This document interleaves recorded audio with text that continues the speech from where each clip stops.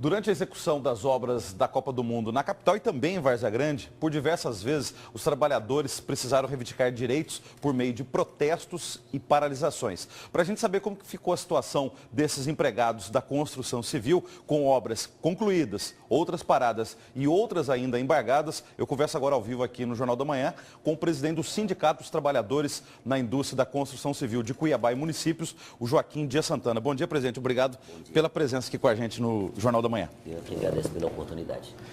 Explique para a gente qual a situação de momento desses trabalhadores que participaram da construção daquelas obras da Copa do Mundo, tanto em Cuiabá quanto em Várzea Grande. Veja bem, quando o Simval saiu, o nosso governador Pedro Tax foi eleito, então o nosso governador paralisou todas as obras, né, e está fazendo audição naquelas obras.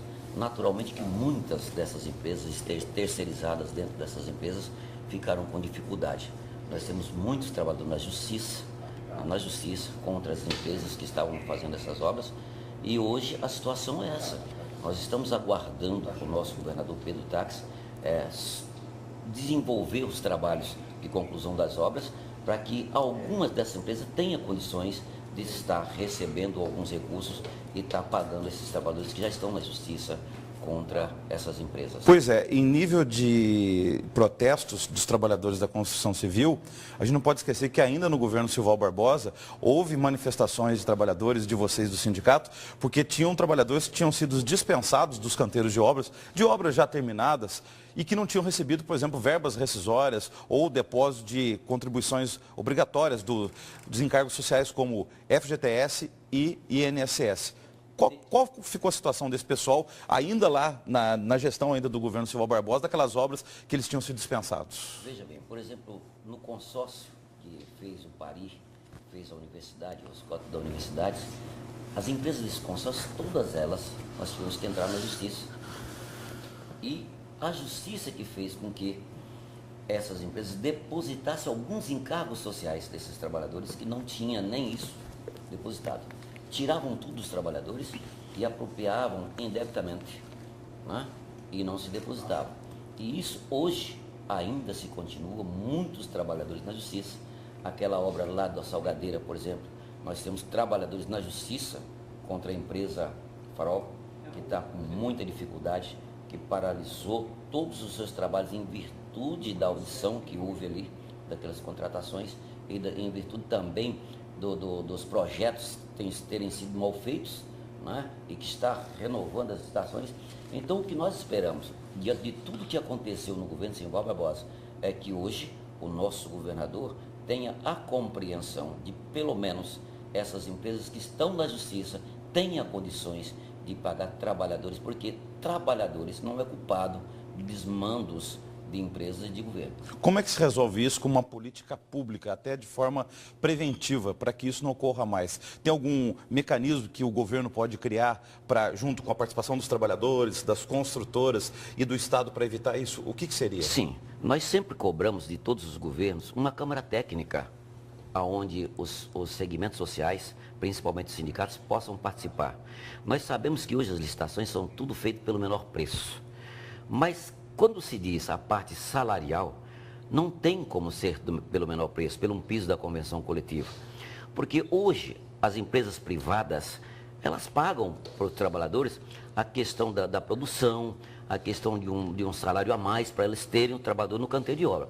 E isso diferencia muito a situação desses trabalhadores nas obras do governo. Explicando melhor isso, quando o governo vai fazer uma licitação, obviamente por uma questão de economicidade, para não gastar tanto dinheiro público, ele vai contratar a empreiteira que ofereceu o menor preço. E que faz um preço da mão de obra pelo piso da convenção coletiva de dois sindicatos, por exemplo, que é do Sindicato da Construção Pesada e o Sindicato da Construção Leve. Agora, nesses pisos não tem a menor condição de sobrevivência de trabalhador em obras. Na licitação o governo pode dizer o seguinte: olha, eu vou contratar a empresa que ofereceu o menor preço, mas essa construtora tem que pagar um salário digno aos seus operários. Ele pode exigir isso para não acontecer esse arroz salarial que o senhor está falando? Na hora da construção desse contrato, tem que ser revisto essa questão do piso da convenção coletiva.